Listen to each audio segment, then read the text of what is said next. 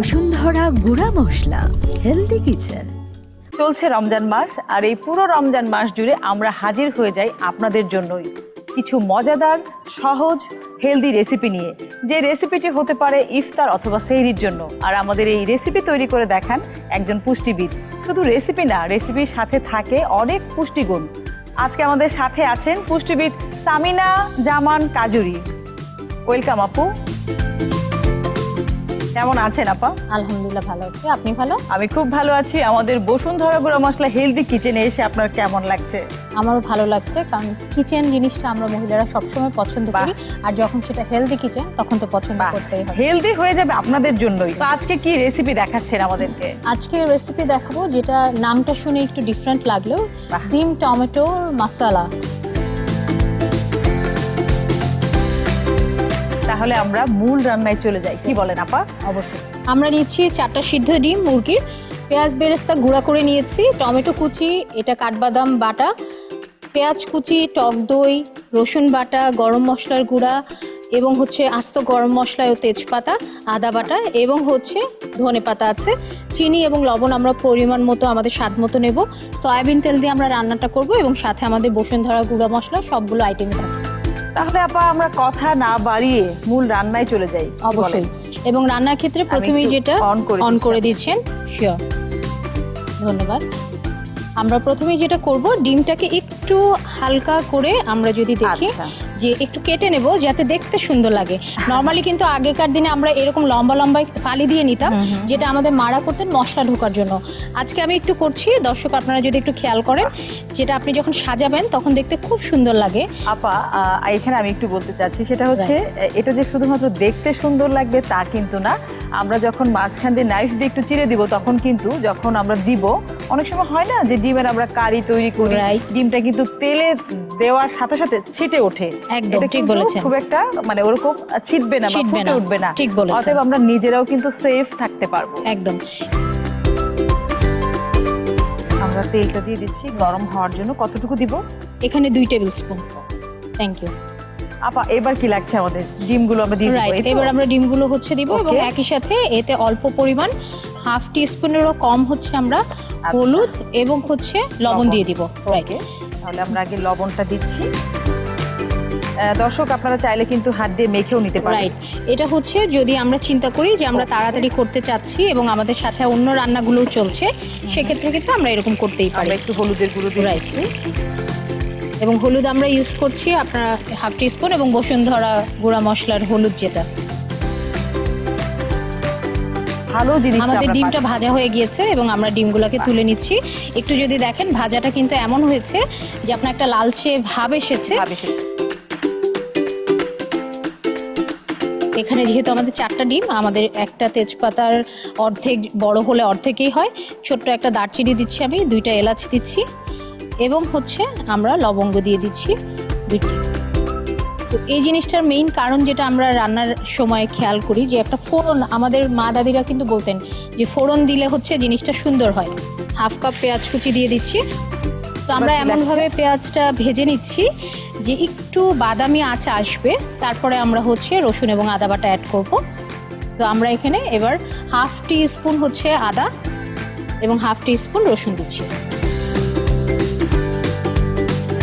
এখানে আবার সেই একই, যে একটু 1-2 মিনিট এই হাই ফ্লেমে আপনি নেড়ে ছেড়ে এটাই দেখবেন যে আসলে কাঁচা গন্ধটা যেটা সরে যায়, কারণ কষানোর প্রথম নিয়ম হচ্ছে যে মশলার কাঁচা গন্ধটা সরে গেলে আপনার ভালো লাগে।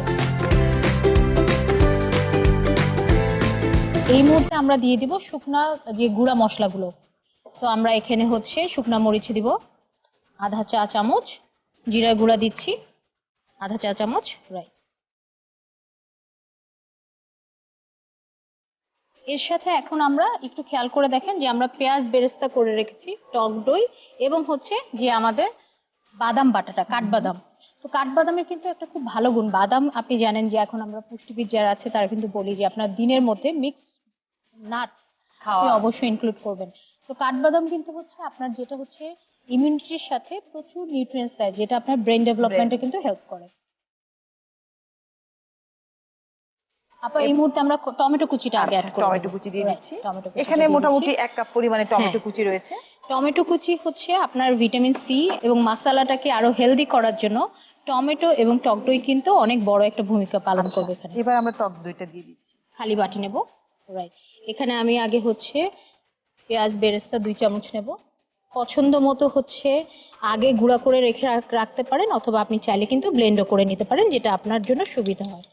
এবং এর সাথে 1 চামচ হচ্ছে আমি যেটা আমাদের বাদাম বাটা, সবকিছু একসঙ্গে মিশিয়ে নিচ্ছি। এবং এখানে আপা দিয়ে দিচ্ছে টক দই। এই তিনটা জিনিস একই সঙ্গে আপা খুব সুন্দরভাবে ব্লেন্ড করে নিবে, যেটা আমার মনে হচ্ছে আর কি। তো এই জিনিসটা আপনার একসাথে করার কারণ এই বেরেস্তাটা আপনার হচ্ছে টক দইয়ের সাথে একটা আলাদা ফ্লেভার হচ্ছে তৈরি করে। তেলটা কিন্তু উপরে উঠে এসছে আপা। আমরা পেঁয়াজ বেরেস্তা, কাঠবাদাম এবং হচ্ছে টক দই একসাথে মিশিয়ে দিয়ে দিলাম। এটাকে আপনি একটু হাই ফ্লেমে দিয়ে কিন্তু এখন নাড়তে পারেন, কারণ হচ্ছে এই জিনিসটা খুব বেশি আপনার কষানোর প্রয়োজন নাই আর।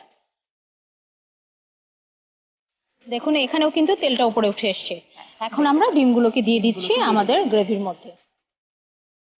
আপা এবার কি লাগছে? আপনার একটু পানি লাগবে মনে হচ্ছে। হ্যাঁ, একটু পানি লাগবে এবং তারপর আমি ঢেকে দেবো। একটা ঢাকনা দিয়ে আমরা এটাকে ঢেকে দিতে পারি।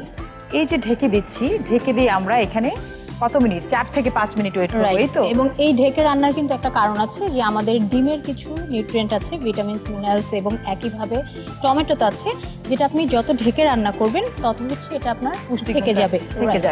বাহ, তাহলে এই ফাঁকে আমরা একটা বিরতি নিয়ে আসতে পারি, কি বলেন আপা? অবশ্যই। দর্শক, আপনারা দেখছেন বসুন্ধরা গুঁড়া মশলা হেলদি কিচেন। এই মুহূর্তে আমরা নিচ্ছি ছোট্ট একটা বিজ্ঞাপন বিরতি। কোথাও যাবেন না, সাথেই থাকুন।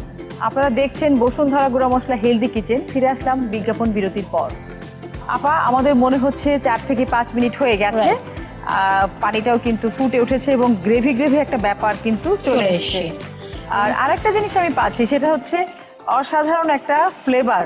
মানে কিচেনটা কিন্তু একদম ফ্লেভারে ভরে গেছে এবং কালার তো সুন্দর হয়েছেই। আমরা এখন একটু গুঁড়া মশলা, গরম মশলার গুঁড়া যেটা, সেটা একটু অ্যাড করব। এটা হচ্ছে 1/4 টিস্পুন, খুব অল্প, সামান্য। রাইট, আমরা শেষ মুহূর্তে আরো একটু লবণ দিয়ে দিচ্ছি। রাইট, এবং 1/2 টিস্পুন আমরা চিনিটা দিচ্ছি। ওকে। এবং এটাকে সুন্দর করার জন্য আমরা সবশেষে কি অ্যাড করব জানেন? যেটা আরো একটা চমৎকার হচ্ছে পুষ্টিকর উপাদান হিসেবে আমরা ইউজ করি রান্নায়, ধনেপাতা। আপা আমাদের রান্নাটাকে হয়ে গেছে। আমরা এখন হচ্ছে চুলাটা বন্ধ করে, ওকে, চুলাটা বন্ধ করে দিচ্ছি। ধনেপাতা আপনি দেন, আরো একটু দেন। আমরা হচ্ছে 2 টেবিল স্পুন দিব।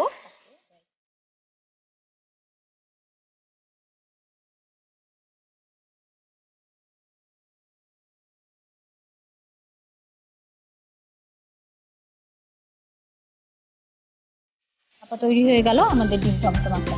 বাহ আপা, অসাধারণ, জাস্ট ওয়াও। আপনাকে অনেক ধন্যবাদ এত অল্প সময়ে চমৎকার একটি রেসিপি দেখানোর জন্য। দর্শক দেখলেন তো কাজরি আপা কত অল্প সময়ে অসাধারণ একটি রেসিপি তৈরি করে দেখালো।